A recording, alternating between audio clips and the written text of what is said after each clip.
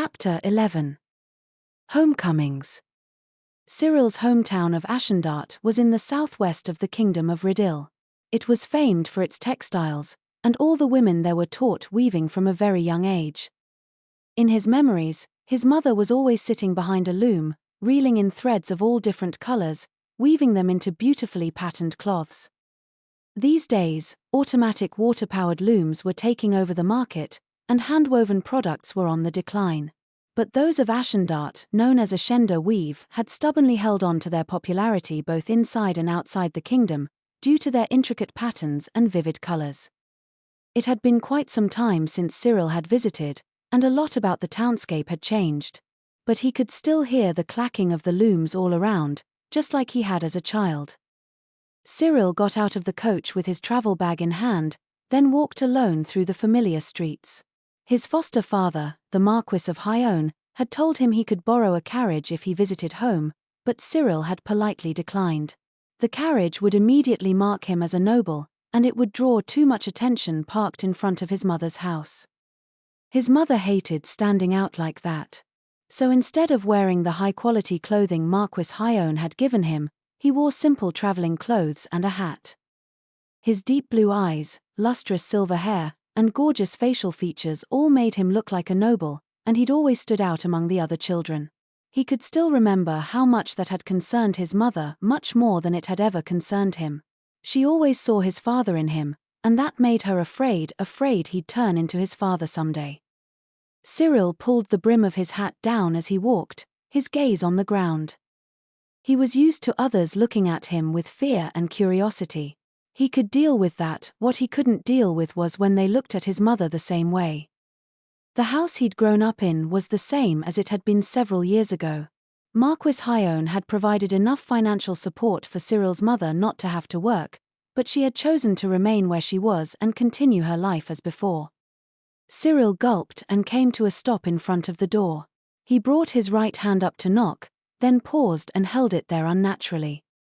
If he opened the door and announced that he was home, would his mother say, "But this isn't your home," and chide him? That thought passed through his mind. It was his home, and yet he couldn't bring himself to say so. After thinking hard about it, he came up with an idea. "I know. I'll say it's been so long, instead. That will flow more naturally. And then I can see how she responds, Anne." "Oh, Cyril. Welcome home." The voice came from behind him. He was so startled, he almost dropped his things. Awkwardly, he turned around to find his mother behind him, holding a broom. Apparently, she'd been sweeping outside the house. Forgetting about his concerns, he responded in a panic. I'm home." His voice cracked terribly. He sounded like Monica. His mother seemed a little dazed as she looked at him, but eventually she put her broom up against the wall and opened the door. "You must be cold from the trip. I'll fire up the stove." No, I'll do it." "You will? All right. Thank you." That simple thank you, and the fact she'd let him call this place his home, filled Cyril with such relief, he could have cried. The inside of the house, just like the outside, was almost exactly as Cyril remembered it. In the corner was his mother's loom. She was using it to create a beautifully intricate pattern. The cloth featured a white rose, depicted with glossy thread on indigo fabric.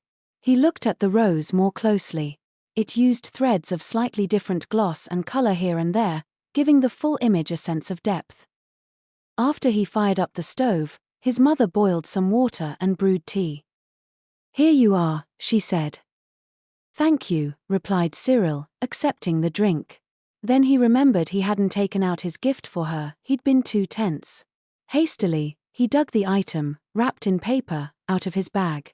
"This is a gift," he said. "For you. I hope you can get some use out of it." His mother opened the wrapping a little to examine the contents, then blinked. "Soap?" "Yes, well, I was with some underclassmen, and we picked these out together. They had a lot of different scents, but this was the most calming, so. It smells nice." Seeing his mother's little smile relaxed him, and the corners of his mouth began to turn up, too. It seems I made the right choice. I'll have to thank Accountant Norton. He breathed a covert sigh of relief and picked up his cup. The cup had been his ever since he was little. He was happy it was still here, and that his mother hadn't poured the tea into a cup meant for guests. As he pondered such things, he put the cup to his lips. The tea wasn't too hot, Cyril's tongue burned easily, and it was already sweetened. This was the same flavor he'd liked as a kid. One sip was enough to make his chest tighten in nostalgia. For a time, the two of them drank their tea in silence. When their cups were about half empty, his mother asked stiffly, "How has school been?" Cyril straightened up nervously. He'd been considering what to talk about the entire carriage ride home. But now that he was in front of his mother, his mind went blank, and he had trouble forming words. He'd already told her all about school in his letters, and he couldn't think of any new topics. Cyril put his cup on the table and thought, "Oh, I know. I'll talk about the prince." He was confident he could talk about Felix until the sun went down. Whenever Elliot heard him talking on this subject, he would look at him with pity. But in Cyril's opinion, Elliot simply lacked the proper respect for the prince. "Student council work is going smoothly," he began. "We have a new accountant this year, so things have been somewhat busy. But the prince's guidance has been sublime. All of our events went smoothly, which has only impressed on me further how excellent a commander he is. His greetings during the Academy Festival were especially. I wanted to hear about you, not Prince Felix." The quiet interruption caused Cyril to freeze. His gaze wandered for a few moments. "Oh, well. I put almost everything about myself in my letters," he said awkwardly. "I don't mind if you tell me again. I want to hear it from you." Cyril's face tightened up, and he fell silent. When he was little and still attending the school in town, he would often brag to his mother about how good his test scores were and how his teachers had praised him. But now he was scared to talk about himself at all. "Mother, I scored full marks on today's test. I was number 1. Whenever he excitedly announced such things to his mother, she would sigh, say "oh," and look away. When he was writing a letter, he could calmly reflect and give a full report. But when it came to telling his mother things in person, he suddenly found himself afraid of how she would react, and his tongue froze in place. But he couldn't stay silent forever. And there was something he needed to tell her about. "Well, it's been decided that I will go to the castle for the New Year greetings." The New Year greetings took place after the New Year's ceremony held at the royal castle. The event lasted for a week, during which nobility from across the kingdom would visit the castle one by one and pay their respects to the king. In general, only those with a title took part in the tradition. Their families generally stayed at home. Eldest sons, however, the ones set to inherit the family title, were permitted to accompany their fathers. And Marquis Hyone had told Cyril that he'd bring him along this year. In other words, the Marquis had accepted Cyril, his foster son, as his rightful successor. It had been several years since the Marquis had taken him in, and yet Cyril was still anxious about his position. It was clear to everyone that his mental faculties paled in comparison to Claudia's. In an attempt to gain a skill of his own, he'd studied magecraft. But in the end, he'd wound up suffering from mana hyperabsorption. He was getting nowhere, and he wasn't meeting the expectations placed on him. If this kept up, wouldn't the Marquis eventually abandon him? Such thoughts plagued Cyril. Of course, for the past few months, a certain underclassman had kept him so busy that he hadn't had time to feel anxious. Still, when he'd returned to the Ashley estate for winter break and Marquis Hyone had broached the topic of the New Year greetings, Cyril had been so happy, he'd nearly broken down in tears. But at the same time, he felt a new anxiety well up within him. How would his mother react when she found out? No matter how many times he imagined how it might go, his mother always sighed and said, "You really are a noble's son." What if she said that to him again? The fear made his fingers tremble. He was afraid to look at his mother's face. If she sighed in resignation, what would he do? As Cyril hung his head, his mother addressed him quietly. "Good job. I know you worked hard." Cyril's slender shoulders shook. Slowly, He brought his face back up. His mother, sitting across from him, wore a peaceful expression. There was a girl at the Academy's festival who helped me find my way around. She said you always taught her how to do her work, and that you were very kind. Heh. I think Marquis Hyone must have noticed those good qualities in you. Cyril's vision began to blur. He saw his mother's loom. He loved watching her weave, hearing the loom's rhythmic rattling, seeing the pretty patterns gradually emerge. As a young boy, he'd always sat right here and watched her. When weaving, it's important to work diligently and carefully, taking each step one at a time. Cyril had done just that. He'd taken each step one at a time and never stopped doing his best.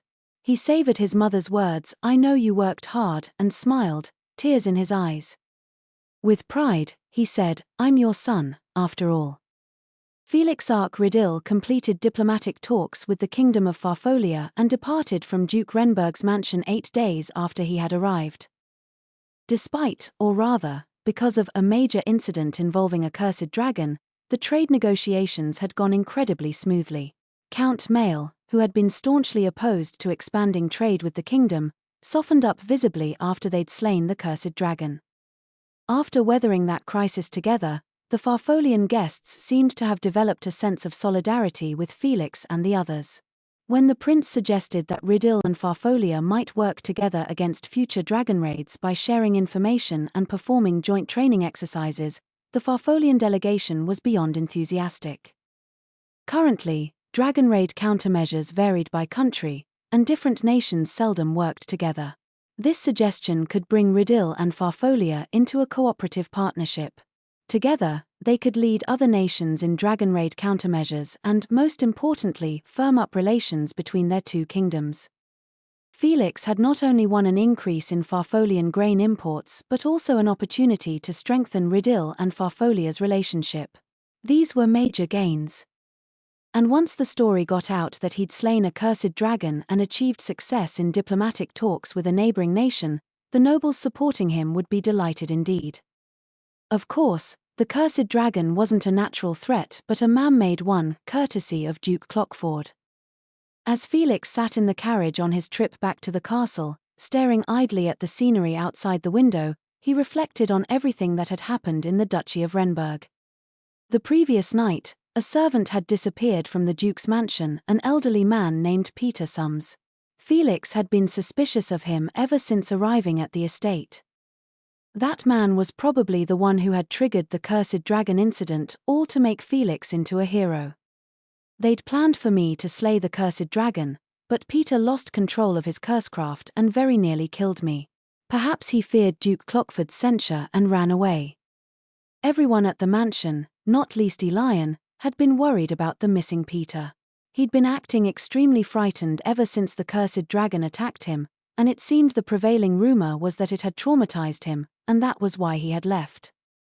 Duke Clockford must be running out of options. Just before departing from Duke Renberg's mansion, Felix received a letter. Its contents essentially said that the Third Prince's faction would capitulate to his own. Apparently, Queen Phyllis, the Third Prince's mother, and Duke Clockford had struck some sort of deal. The Third Prince had few supporters to begin with, and he was the last in line for succession. Phyllis had probably decided to ally herself with Duke Clockford in advance, in order to assure her son's future. The Third Prince might not become king, but this would guarantee him some degree of status. The king has fallen ill, while the Second Prince is being showered with praise for slaying a cursed dragon. And now the Third Prince's faction has allied with us. The throne will change hands very soon. The foundation for Felix to become the next king was essentially complete. And now he, who had always acted like a good little puppet for Duke Clockford, would finally have to take action. Peter Sums had used shamanic techniques to try to make a dragon into his puppet. Victor Thornley, a former Serendia Academy professor, had been researching mental interference magecraft. When Felix considered the special talents of the people Duke Clockford had assembled, it was clear what he was after. "You want to make me into a true puppet, don't you?" Mental interference magecraft could certainly interfere with a target's mind and memories, but there was still no spell that could bring another person under one's complete control. And so Duke Clockford had gathered talented mags and shamans in order to find a means by which he could create the perfect puppet and place the whole kingdom under his command. It would be nigh impossible to make a puppet of the king himself. He resided in the royal castle, surrounded by guards. But Felix was the duke's grandson. He would have plenty of chances to cast a spell on him. I need more cards in my hand if I want to fight back. Fortunately, I had a bountiful harvest this week, including on a more personal note. The first positive outcome had been his exchanges with Glenn Dudley. While Glenn's master, the barrier mage, supported the first prince, Glenn himself didn't seem to have much interest in politics. His incredible mana capacity is very attractive, and I'm sure this incident will only make him grow. Glenn would be a Seven Sages candidate in the future. If Felix could put him under his thumb now, he would be extremely useful down the road. For these reasons, he hoped to continue building a friendly relationship with Glenn. Felix thought highly of his abilities, and he rather liked how he wore his heart on his sleeve. And the second. Felix took a sheaf of paper out of his luggage as a thin smile appeared on his lips. It was the report he'd had the silent witch correct for him. He'd worked little by little on his essay, between all the affairs of state and school activities he had to attend to. The fact that the mage he most looked up to would deign to read it still felt like a dream to him. I'm one step closer to her. The silent witch, that incredible mage served by the Black Dragon of Wergen himself, she was at Serendia Academy. Was she a student? A teacher? Or neither, a servant, perhaps? Whatever she was, it shouldn't be very difficult to narrow down the options. According to the Abyss Shaman, the bruises from the curse that had affected the Silent Witch and Glenn Dudley would disappear, but the pain would persist for a month or so. In that case, all he had to do was look for a woman at Serendia Academy whose left arm hurt.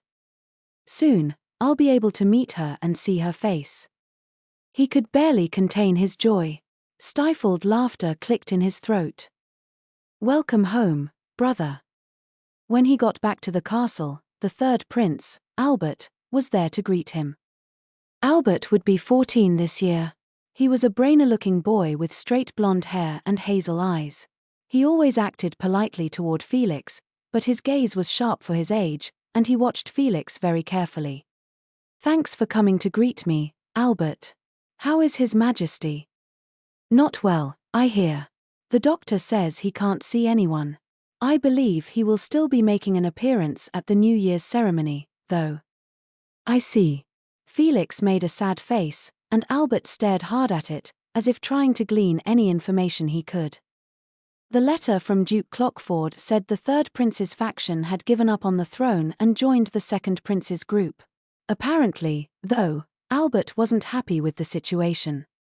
His mother, Phyllis, had probably been the one to make the decision, while Albert himself hadn't yet accepted it. Felix narrowed his azure eyes into a gentle, brotherly expression. Albert, I hear you plan to leave Minerva's and transfer to Serendia Academy. I do. Albert's face twisted into a bitter expression. Most people knew Minerva's as the most prestigious school for mags in the kingdom. But it had one other important characteristic: it was politically neutral. For Albert, moving from Minerva's to Serendia, which was under Duke Clockford's control, meant surrendering to the second prince's faction. He probably hadn't wanted to transfer, and this, too, was something Phyllis had put him up to. Well, I for one will be happy to see my adorable little brother at school. Serendia Academy's facilities and teaching staff are both first-rate. I hope you'll apply yourself earnestly to your studies and meet Queen Phyllis's expectations. Queen Phyllis's expectations, in other words, to remove himself from the line of succession, accept a middling position, and make his mother look good. Albert must have understood what he meant, but the third prince wasn't yet able to fully control his own emotions. Humiliated, his cheeks twitched, and his body trembled. Still, he managed to squeeze out a few words. Yes. I'll do my best to become an upstanding person like you, brother.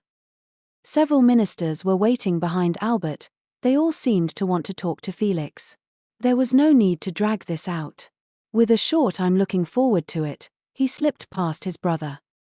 Albert set a dark glare on Felix as he watched him greet the ministers and discuss upcoming plans. Felix, however, didn't even spare him another glance. Albert left the room, suppressing the urge to stomp his feet. Once he'd turned 2 corners, his patience ran out, and he started to run. He stopped at the end of the hallway and called out, "Patrick! Patrick!" A boy about his age sauntered over to him. "Yes, Lord Albert. Did you call?" His servant, Patrick, was a plump boy with wavy, light brown hair. It wasn't just his hair, either. Even his smile and manner of speaking seemed somehow wavy and soft. Unhappy with his servant's attitude, Albert stomped his feet. "Patrick, why are you so relaxed? When a master runs, his servant should run, too." "Oh, but I don't think it's good to run in the halls." Patrick was correct. But Albert pursed his lips like a sulking child. "Patrick, did you see my brother's attitude? He seemed the same as usual to me. He doesn't care a lick about me." It was written all over his face. "The same as always, then. It's his fault I have to leave Minerva's. I have a talent for magecraft, you know. Unlike him, I could have done amazing, wonderful, brilliant things if I stayed there. But he's making me his." Albert began to claw at his blonde hair in frustration. Patrick patted it down and straightened it out for him. As he let his servant fix his hair, Albert issued an order. "Patrick, I want a thorough investigation of Felix's school life. What subjects he's good at, which ones he's bad at, his interests, his special skills, his friends, his marriage candidates, the things he wants to keep secret, and anything else you can think of. Doesn't matter. Just find out as much about him as you can. Maybe we can spot a weakness or two." Patrick's tone stayed slow and relaxed. "Do I have to?" he asked. "Lord Felix is perfect. Do you really think he has a weakness?" "It's your job to find one, Patrick." "Well, all right. I'll give it a try." As Albert continued to pompously order around his servant, he thought, this is the worst." He resented all of them, the adults pulling him this way and that, and his brother, who looked down on him like he wasn't even a threat. Albert was better at schoolwork than other kids his age. His motor skills were a little below average, and he couldn't seem to hit anything with a sword. He was scared of riding horses and a slow runner. But for all that, he tried twice as hard as anyone else in the classroom. And yet nobody cared. Nobody looked at him. It was like they thought a third prince might as well not even exist. "It really doesn't matter if I'm here or not. I'm just a third prince. Nobody cares about me. Not father, not mother, not Felix. Though I guess Lionel's different." Albert didn't resent the first prince so much. In fact, he kind of liked him. Lionel could be a little overbearing sometimes, but he showed Albert affection. He didn't make fun of him just because he couldn't ride a horse. Instead, he'd ride the horse with him.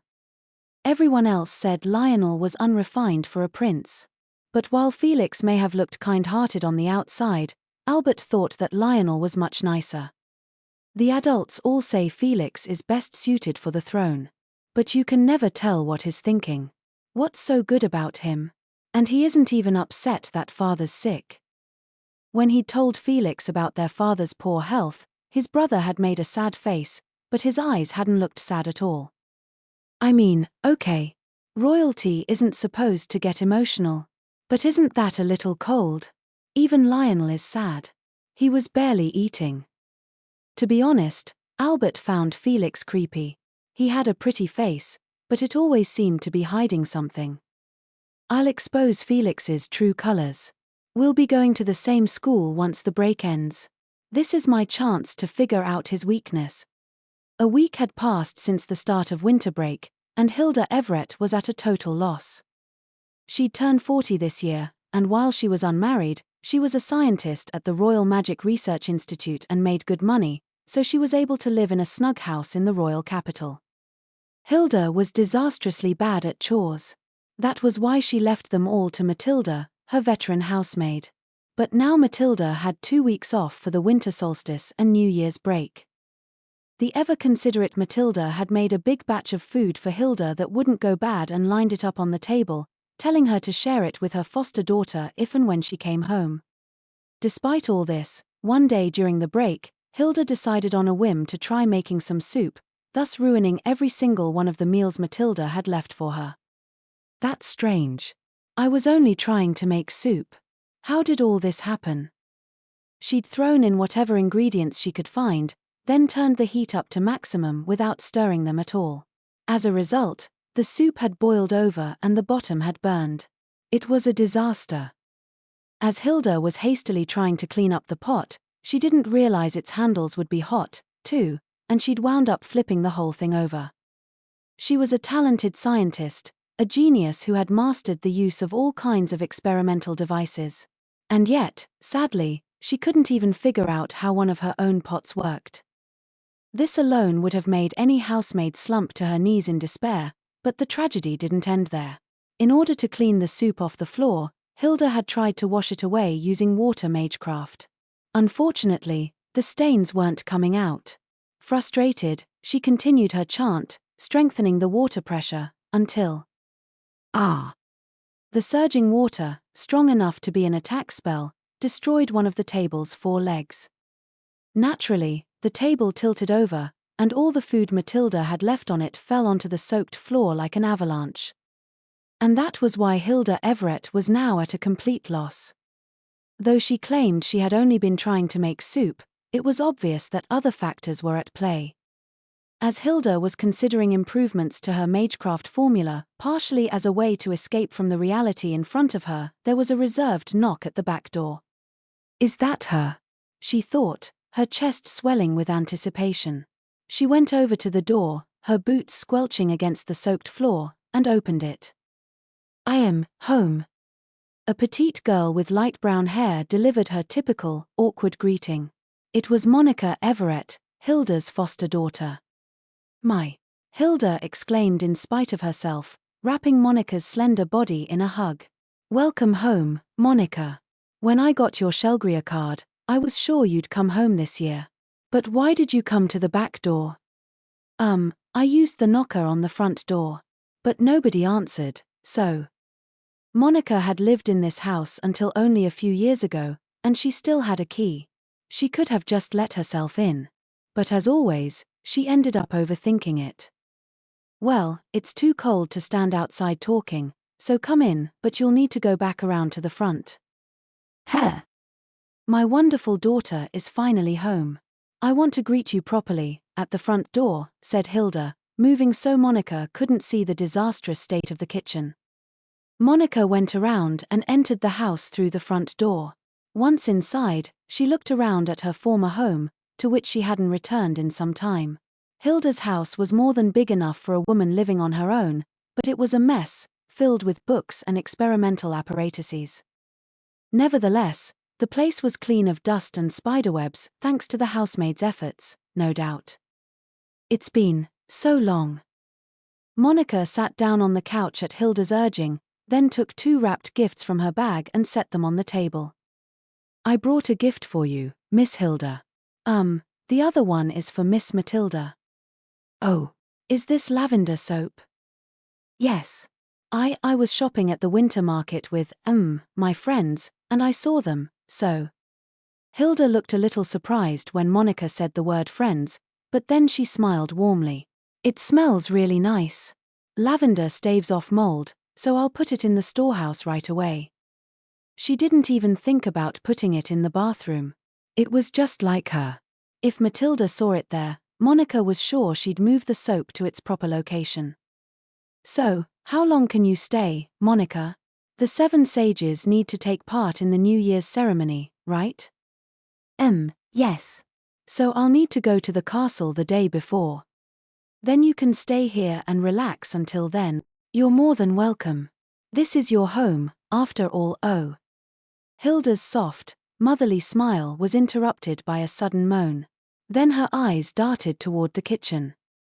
"Actually, about the food. Well, I'm really sorry.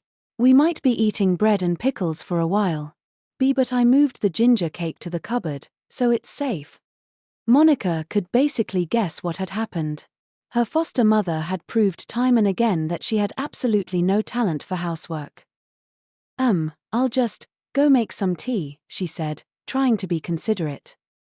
Hilda blanched. Wait, she called. The kitchen is, well.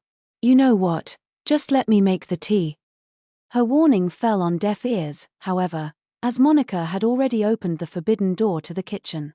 When she saw the disaster inside, she smiled dryly.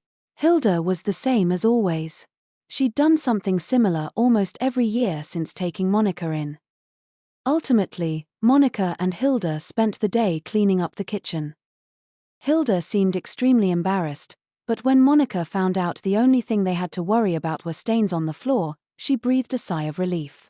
When Hilda really messed things up, the ceiling would get burned black by fire, or a cabinet would get smashed to smithereens. Hilda's lack of skill in the kitchen was just that devastating. Once they were finished cleaning up, Hilda set sliced bread, honeyed nuts, pickles, and the ginger cake on the table. Apparently, she'd pulled out every last bit of preserved food she had in the house. Nero, wake up. It's time to eat. Nero was curled up at the bottom of Monica's bag, but despite her calls, she got no response. He'd still been awake in Renberg, where the temperature was milder, but ever since entering the chilly royal capital, he'd gone straight into hibernation mode. He'd been asleep most of the day. She was worried that he was sleeping too much, but no matter what he looked like, he was a dragon. A little chill probably wasn't enough to weaken him. Monica set Nero down in front of the wood stove, then took a seat across from Hilda. I'm really sorry, Monica. I wanted to have something better waiting for you when you got back. No, it's, okay. Really, this is more than enough. Monica wasn't very particular about food. In fact, she privately regretted not getting Hilda something edible as a gift, instead of the soap. Miss Hilda. What is it? Hilda already had her mouth wide open and was stuffing bread into it. Monica waited for her to swallow, then continued. Was there anyone, researching cursecraft who worked with Dad? Her foster mother's face tensed, and her eyebrow twitched. I knew Miss Hilda would know something. That servant working at Duke Renberg's mansion, Peter Sum's real name Barry Oates. He'd been behind the cursed dragon incident, but he also seemed to know something about her father's death. The world is filled with numbers. When Monica had said that old phrase of her father's, Peter had clearly become agitated. That shaman knew Dad. Hilda had been an assistant to Monica's father and the one who spent the most time in his laboratory. For that reason, Monica had thought that if anyone knew something about the shaman, it would be Hilda. And it appeared she was right on the mark. Monica, why are you suddenly asking about something like that? Said Hilda, wiping the breadcrumbs from her mouth and looking searchingly at her daughter. Monica returned her gaze and straightened up. I can't tell you the details, but I ran into a shaman who knew my father. When he saw my face, he said my father's name. And he also made a remark implying he was involved with Dad's death. Monica, do not involve yourself with that shaman, said Hilda in a low voice, dropping her gaze. She folded her hands on the table. Monica could see the veins standing up on the back of her hands. She seemed to be trembling slightly. She must be very, very angry. He's allied with someone very powerful. If you go poking around, even you could wind up in danger.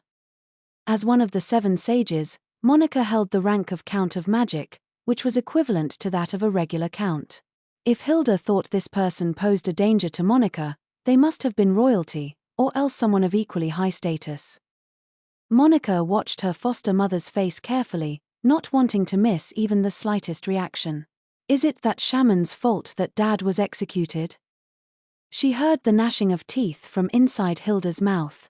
Her usually calm and gentle foster mother's face now looked fierce. She seemed to be desperately suppressing some intense emotion. Once, there was a shaman who wanted to do joint research with Professor Rain. He was looking into ways to control animals or something right on the line of the forbidden. Since the professor was researching the link between human bodies and mana, There was a lot of common ground in their areas of study. Professor Rain refused the offer in no uncertain terms.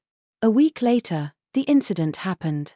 Someone reported to the authorities that Benedict Rain had been researching ways to revive the dead, Class 1 forbidden magecraft. Necromancy was one of the greatest taboos in the kingdom, along with black flames and weather control. Even just researching it, let alone actually using it, warranted the death penalty. Naturally, Professor Rain wasn't researching anything like that, said Hilda. He respected life. He always had. Trying to resurrect the dead is a desecration of life. He would never have done that. But after an official conducted an on-site inspection, he claimed to have found several forbidden tomes and documents regarding techniques for reviving the dead. And so Monica's father, Benedict Rain, was put to death as a criminal. It's obvious that man planted those confiscated documents in the professor's lab. But the official never changed his tune. Everything went suspiciously in that man's favor. Hilda, knowing something was wrong, had looked into the shaman on her own, and, unfortunately, found out that a high-ranking noble was backing him. And by the time she'd arrived at the truth, Benedict Rain was already dead. He had been executed without a trial, and they'd sped through the whole thing all because that high-ranking noble was putting pressure on them. Monica clasped her fists on her lap. Her blood had already run cold, and yet she was still sweating. Her palms were soaked. Who was that high-ranking noble? She asked.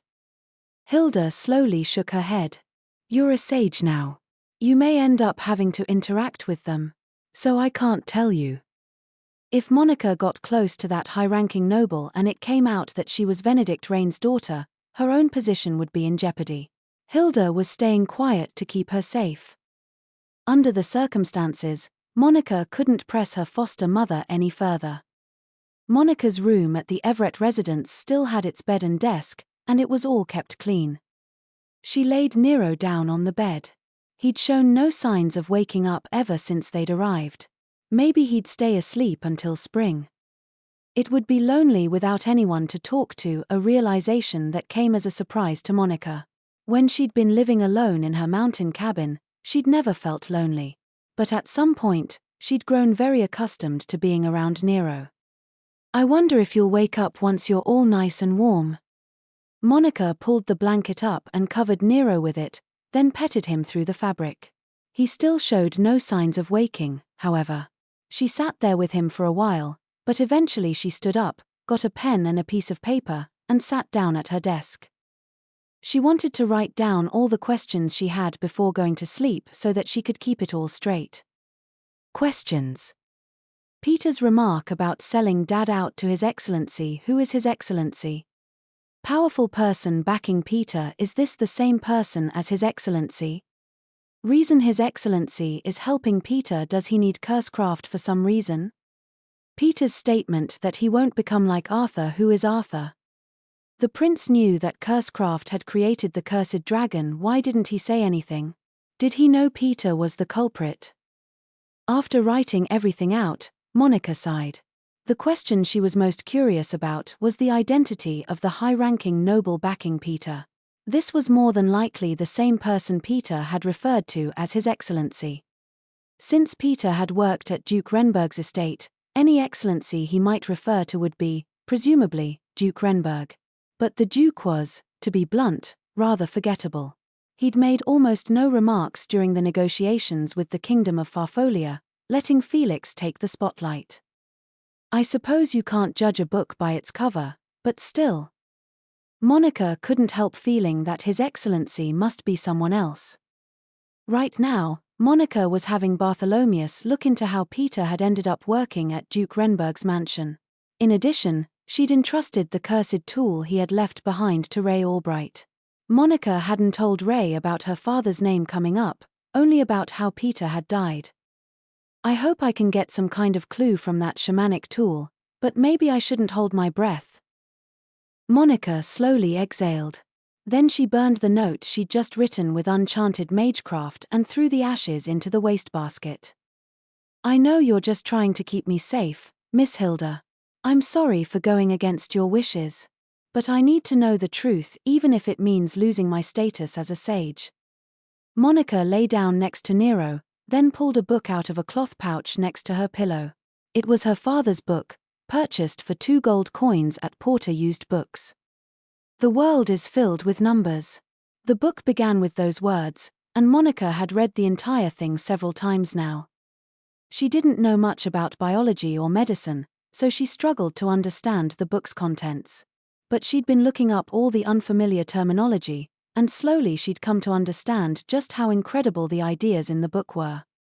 Her father's research analyzed the characteristics people inherited from their parents, and this book explained how mana in particular was extremely hereditary. Eventually, by analyzing people's mana, he'd hoped to create a way to appraise individuals and pinpoint their bloodline. If he was still alive, the Kingdom of Riddle's medical expertise would surely have developed even further. Research into hereditary diseases in particular would have progressed by leaps and bounds. She was flipping through the familiar pages when, suddenly, she remembered what the owner of the used bookstore, Porter, had said. Oh, that's right. Mr. Porter was Dad's friend, wasn't he? Porter wrote novels under the pen name Dustin Gunther. He'd also valued her father's book at 2 gold coins. That price implied to Monica that Porter acknowledged the importance of her father's research, or else that he was a very good friend. I wonder if Mr. Porter was a frequent visitor to Dad's lab. When she was very young, Monica had spent a lot of time in her father's laboratory. But she didn't remember many of the people who passed through it, since she was usually engrossed in whatever book she was reading. The only person she clearly remembered a face and name for was Hilda, because she always brought Monica snacks. And Monica had never been good at remembering people's faces to begin with. She'd only started assigning numbers to faces and bodies after her uncle's abuse, when she began escaping into the world of numbers. As she thought back on her childhood and continued to flip idly through the pages of the book, something caught her eye. The flyleaf at the back was stuck to the Carlophane page. Gently, she separated the 2 pages and found a piece of paper caught in between them. It looked like a scrap of writing paper. She carefully peeled it out so as not to damage the book, then took a closer look at it. Someone had written something on it. Visit the shop again when you discover the truth of the Black Grail. Monica put the paper under a lamp and observed it. Neither the paper nor the letters changed color very much. It must have been written sometime in the last few months. The letters were ill-formed, like they'd been written in a hurry. It had probably been scrawled quickly on a piece of writing paper, covered in a thin layer of glue, and stuck between the last few pages of the book. And speaking of writing paper, Porter had been in the middle of penning a novel when she'd visited his shop. There had been stationery all over the counter, not just writing paper, and a bookstore would always have a supply of glue on hand. Did Mr. Porter write this? She wondered aloud. The shop mentioned in the message was probably Porter Used Books.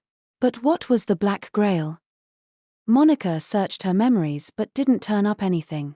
The term never appeared in her father's book, either. Is it code for something? Or a cipher? She tossed and turned in bed, racking her brain for what the words Black Grail could refer to. But in the end, she came up with nothing.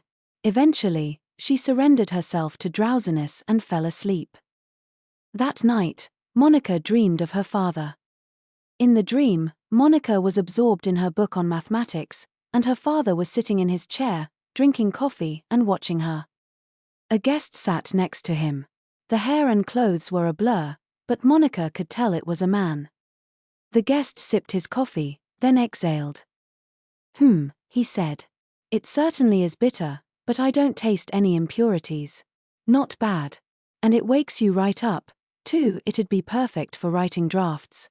I've always wanted to try this stuff out, ever since I saw your coffee pot. Hilda took one sip of it and said she couldn't stand the bitterness, said Monica's father. You're the only weirdo who actually drinks my coffee. I try never to forget my sense of adventure. When you lose that, it's the beginning of the end, Benedict. The guest downed the rest of his coffee, speaking words that Monica seemed to remember from somewhere, sometime. I have to say, your daughter is a strange one, the guest continued. I wondered what she was reading, and lo and behold, it's a book on mathematics. Does she even know what any of it means? Yes, she understands all of it. She's a smart girl. No interest in the novel I brought her, I suppose. Sorry about that. I'll read it instead. But I brought it for her. It's an adventure novel. I thought lofty scholars like you weren't interested in that stuff.